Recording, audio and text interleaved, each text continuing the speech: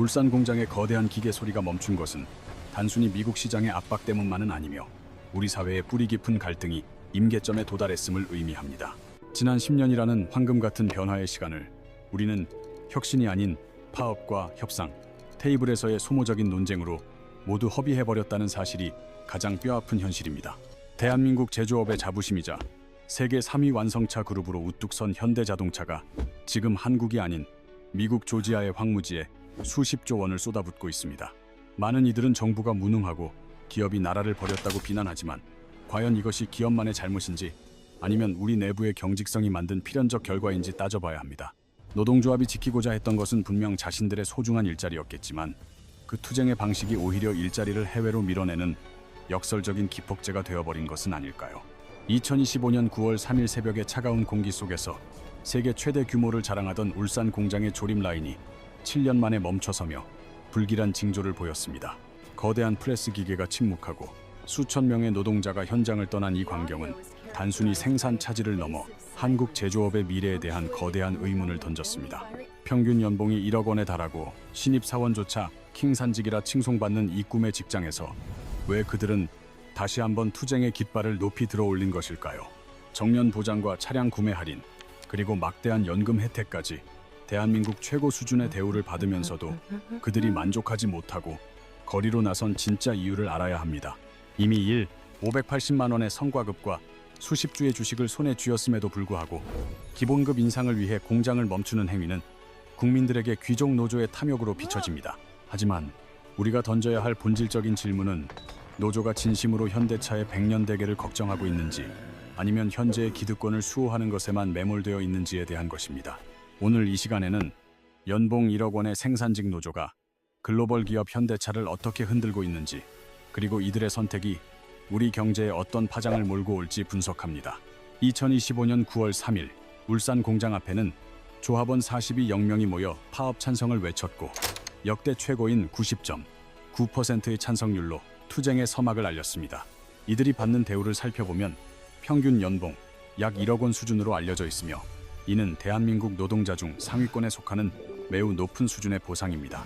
신입사원의 초봉 역시 5억만 원대에서 시작하여 특근 수당을 포함하면 6억만 원에서 7억만 원에 육박하는 등 놀라운 수준을 자랑합니다. 입사 10년차가 되면 연봉은 1억 원을 훌쩍 넘어서게 되며 정년까지 보장받는 고용 안정성은 취업준비생들이 이곳을 열망하는 가장 큰 이유이기도 합니다. 특히 60세 정년 이후에도 계속 고용제를 통해 1년을 더 일할 수 있는 권리까지 확보되어 있어 생애 주기 전반에 걸친 강력한 소득 안정성을 누리고 있습니다.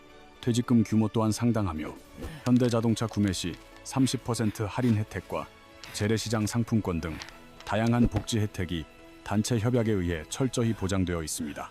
대한민국에서 이만한 대우를 받는 직장이 드물다는 점을 고려하면 이들의 파업 요구 사항이 과연 대중의 공감을 얻을 수 있을지는 미지수입니다. 노조는 기본급 인상과 성과급 확대뿐만 아니라 통상임금의 범위 확대까지 요구하며 사측을 강하게 압박하고 있는 상황입니다. 단 3일간의 부분 파업이었지만 공장이 멈춘 대가는 약 4억억 원이라는 천문학적인 생산 손실로 돌아왔습니다. 노조가 단 3일만 파업을 진행한 이유는 자신들의 실질적인 협상력을 증명하기 위한 일종의 경고성 메시지였습니다. 결국 2025년 9월 9일 사측이 노조의 요구를 상당 부분 수용한 잠정 합의안이 극적으로 도출되었습니다. 합의안에는 기본급 10만 원 인상과 더불어 성과급 450%의 580만 원, 그리고 주식 30주 지급이 포함되었습니다. 하지만 이어진 조합원 투표에서 찬성률은 52.9%에 그치며 간신히 가결되는 이례적인 상황이 벌어졌습니다. 파업 찬성률이 90%를 넘었던 것에 비하면 합의안에 대한 낮은 지지는 노조 내부의 심각한 분열을 암시합니다. 지난 6년 동안 파업 없이 평화롭게 협상을 이어오던 현대차 노조가 왜 갑자기 투쟁의 길을 선택했는지 의문입니다. 회사가 보상에 인색했던 것도 아니며 이미 2024년에 역대 최대 수준의 임금 인상과 성과급을 지급한 바 있습니다. 이번 파업의 결정적 배경에는 강경파 지부장의 당선이라는 노조 내부의 정치적 역학관계가 깊게 관여되어 있습니다. 회사 전체의 안위보다는 노조 내부 정치를 위해 42영명의 운명을 파업으로 몰아넣은 것이 귀족 노조의 실체입니다. 울산 공장 내부를 들여다보면 정년을 고작 3년 남겨둔 50대 베테랑 노동자들의 목소리가 가장 큽니다. 이들의 최대 관심사는 오직 정년 연장과 퇴직 후에도 1년을 더 일할 수 있는 재고용 제도에 쏠려 있습니다. 반면 이제 막 입사한 30대 신입 노동자들은 당장의 수당보다 30년 뒤에도 이 공장이 살아남을지를 걱정합니다. 전기차 시대로의 급격한 전환 속에서 과연 내연기관 중심의 울산 공장이 계속 유지될 수 있을지 불안하기 때문입니다. 하지만 노조의 의사결정권은 투표권이 많은 50대 간부들이 쥐고 있어 젊은 층의 미래 권리는 소외되기 일쑤입니다. 기성세대 노동자들이 자신들의 은퇴 전까지만 버티면 된다는 안일한 태도를 보일 때 젊은 세대의 절망은 깊어집니다. 일자리가 줄어들 것을 우려한 노조는 공장의 자동화와 최첨단 로봇 도입에 대해 극렬한 반대 의사를 표명해왔습니다. 테슬라와 중국의 BYD가 로봇으로 생산 효율을 극대화하는 동안 현대차는 여전히 인력 중심의 구조에 갇혀 있습니다. 기술 혁신을 거부하는 행위는 결국 제품 경쟁력 하락으로 이어져 공장 전체의 존립을 위협하는 부메랑이 될 것입니다. 당장의 일자리를 지키려다 미래 세대의 일자리 자체를 소멸시키고 있는 이 역설적인 상황이 한국 제조업의 슬픈 단면입니다. 희망적인 소식도 있습니다. 현대차는 2025년부터 2026년까지 퇴직 인력을 충원하고 신공장을 가동하기 위해 생산직 일 100명을 추가 채용하기로 결정했습니다. 구체적으로 2025년에 800명, 2026년에 300명을 선발하며 이는 새로운 세대의 킹산직이 대거 등장함을 의미하는 역사적인 순간이 될 것입니다. 하지만 여기서 새로운 갈등의 불씨가 지펴집니다. 과연 이 신입 사원들이 기존 선배들과 동일한 연봉 1억 원과 파격적인 복지를 누릴 수 있을까요? 놀랍게도 노조 내부에서는 우리가 30년 투쟁으로 얻은 권리를 신입에게 그대로 줄 수 없다는 소위 기득권 지키기의 목소리가 흘러나오고 있습니다. 이러한 이기적인 태도는 젊은 직원들의 반감을 사고 있으며 실제로 노조가 우리 미래를 지켜주지 않는다는 인식 때문에 노조 가입률은 점차 하락하는 추세입니다. 30대 젊은 노동자들은 선배들의 은퇴 이후에도 현대차가 살아남아 자신들의 삶을 지탱해 줄 수 있을지에 대해 근본적인 의구심을 품고 있습니다. 회사는 전기차 시대로 가는데 노조는 당장 눈앞의 현금만 챙기려 하니 미래의 불확실성은 젊은 세대에게 오롯이 전가되고 있는 셈입니다. 노조가 내부 갈등과 정치에 매몰되어 있는 동안에도 현대자동차라는 기업은 글로벌 시장에서 유례없는 성과를 거두며 질주하고 있습니다. 2025년 1월 23일 발표된 실적에 따르면 현대차는 2024년 한 해 동안 매출 175조 2,312억 원이라는 역대 최대 기록을 갈아치웠습니다. 환율 급등으로 인한 판매 보증 충당 부채 증가로 영업이익이 전년 대비 5.9% 감소했음에도 불구하고 그 펀더멘털은 여전히 견고하기만 합니다. 전 세계가 전기차 캐즘과 고금리 공포에 떨고 있을 때 현대차는 하이브리드라는 영리한 우회로를 통해 위기를 기회로 바꾸는 저력을 보여주었습니다. 2024년 하이브리드 판매량은 전년 대비 26.4%나 폭증하며 50만 대에 육박했고 이는 현대차의 유연한 전략이 시장에 적중했음을 입증합니다. 반면 순수 전기차 판매는 24.7% 감소하며 시장의 냉혹한 변화를 보여주었지만 조용히 준비해온 하이브리드 라인업이 그 빈자리를 완벽히 메웠습니다. 2024년 기준 현대차 그룹은 전 세계에서 총 723만 대의 자동차를 판매하며 3년 연속으로 세계 판매량 3위라는 위협을 달성했습니다. 1위 토요타와 2위 폭스바겐의 뒤를 바짝 추격하고 있는 현대차의 위상은 이제 더 이상 패스트 팔로워가 아닌 시장의 리더로 자리매김했습니다. 더욱 놀라운 점은 영업이익 기준입니다. 현대차는 판매량에서 앞서던 폭스바겐을 제치고 세계에서 두 번째로 돈을 많이 버는 완성차 기업이 되었습니다. 폭스바겐이 중국 시장에서 BYD에 밀려 공장을 닫고 수만 명을 감원하는 동안 현대차는 북미라는 확실한 캐시카우를 확보하며 승승장구하고 있습니다. 실제로 2024년 북미 시장 판매량은 SUV와 하이브리드 모델의 인기에 힘입어 9.3%라는 놀라운 성장세를 기록하며 그룹의 실적을 견인했습니다. 현대차는 여기서 멈추지 않고 2026년 한 해에만 총 16조 9천억 원이라는 천문학적인 자금을 미래 기술 확보와 설비 투자에 쏟아부을 계획입니다. 이 막대한 자금은 R&D의 6.7조, 설비 투자의 8.6조, 그리고 전략 투자의 1.6조 원으로 나뉘어 현대차의 다음 10년을 설계하는 밑거름이 될 것입니다. 현대차의 투자는 단순히 공장을 짓는 것에 그치지 않고 소프트웨어 중심 자동차인 SDV로의 대전환을 향해 정밀하게 설계되어 있습니다. 특히 미국 시장 내 전기차 공급망을 견고하게 구축하는 것은 글로벌 패권 경쟁에서 살아남기 위한 현대차의 핵심 생존 전략입니다. 울산에서 정성껏 만든 차를 미국으로 보낼 때 마주하는 높은 관세 장벽은 기업의 수익성을 갉아먹는 거대한 장애물입니다. 이를 극복하기 위해 현대차는 조지아주 전기차 전용 공장과 엘라베마주 조립 공장을 중심으로 현지 생산 체제를 대폭 강화하고 있습니다. 미국 현지에서 직접 차를 만들어 판매함으로써 관세 리스크를 차단하고 시장 변화에 유연하게 대응할 수 있는 기반을 닦는 것입니다.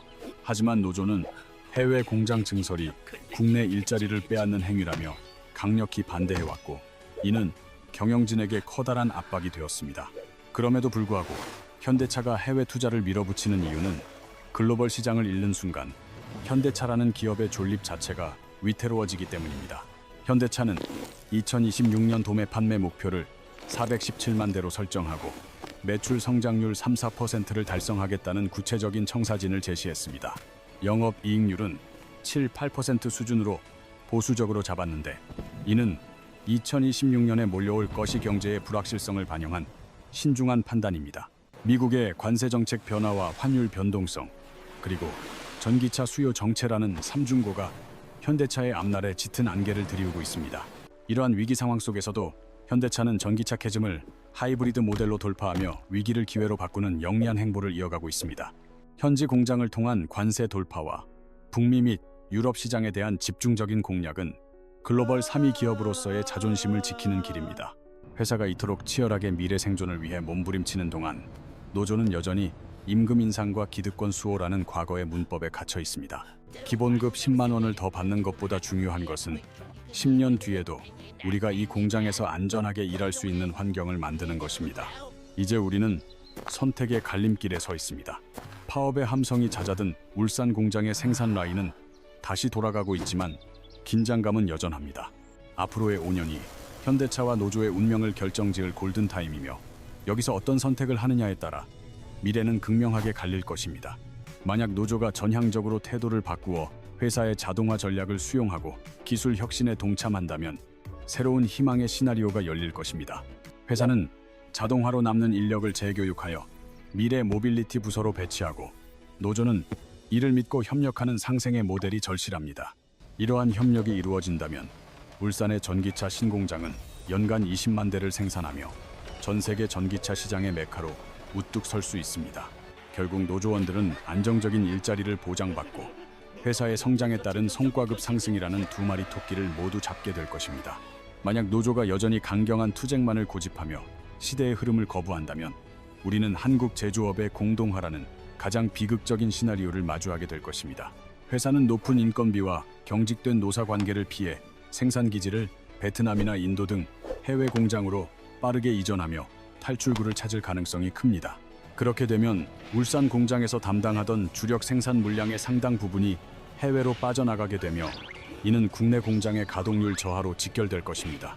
일감이 줄어든 울산 공장의 가동률은 점차 떨어지게 될 것이고, 거대한 기계들이 멈춰서는 침묵의 시간은 점점 더 길어질 수밖에 없습니다. 결국 경영진은 더 이상 국내 공장에 대한 신규 증설은 없다고 선포하며 모든 핵심 투자를 해외 시장으로 돌리는 극단적인 선택을 할 수도 있습니다. 정년 퇴직자로 인해 빈자리가 생겨도 더 이상 신규 채용을 하지 않으면서 울산 공장의 인력 규모는 자연스럽게 축소되는 길을 걷게 될 것입니다. 테슬라가 멕시코를 선택하고 폭스바겐이 독일 공장을 닫고 동유럽으로 떠나는 것처럼 현대차 또한 글로벌 생존을 위해 한국을 떠날 수 있음을 경고합니다. 이러한 극한 대립의 끝에서 가장 큰 손해를 입는 것은 결국 울산 외에는 갈 곳 없는 노동조합원들과 그들의 삶의 터전인 지역 경제가 될 것입니다. 지금 당장의 기득권을 지키려다 미래 세대의 일자리 전체를 소멸시키는 우를 범하지 않기 위해 우리는 지금 이 순간 올바른 선택을 해야만 합니다. 다행히 30대 젊은 직원들은 노조가 자신들의 미래를 지켜주지 못한다는 사실을 이미 눈치채고 새로운 변화의 바람을 일으키고 있습니다. 50대 기득권 중심의 노조 가입률이 떨어지는 추세가 계속된다면 10년 뒤 노조는 조합원 수의 급격한 감소로 인해 존립 위기에 처할 것입니다. 젊은 세대가 외면하는 노조는 결국 협상력을 잃게 될 것이며, 이는 노동자 권익 수호라는 본연의 기능마저 마비시키는 결과를 초래할 것입니다. 이제는 당장 기본급 10만 원을 더 받는 소모적인 논쟁에서 벗어나 10년 후에도 이 공장의 톱니바퀴가 돌아갈 수 있는 거시적인 비전이 필요합니다. 사측 또한 노조를 적으로 규정하기보다는 미래를 함께 설계하는 진정한 파트너로 인정하고 소통의 창구를 넓히는 포용의 자세가 필요합니다. 자동화와 로봇 도입을 통해 공정 효율을 높이되 줄어드는 인력에 대해서는 철저한 재교육과 부서 배치를 통해 고용 안정을 보장해야 합니다. 하지만 현재의 실상은 노조는 목 챙기기에 급급하고 사측은 해외 공장 짓기에 바쁜 서로 등을 돌린 채 평행선을 달리는 위태로운 모습입니다. 이대로 시간이 흘러 텅 빈 울산 공장에서 공허한 구호를 외치는 노조의 모습이 우리 대한민국 제조업의 암울한 미래가 되지 않기를 바랍니다. 2030년 1월의 차가운 정문 앞에서 그때 조금만 양보했더라면, 회사와 손을 잡았더라면 하며 뒤늦은 후회를 할 것인지 스스로에게 질문해 보십시오.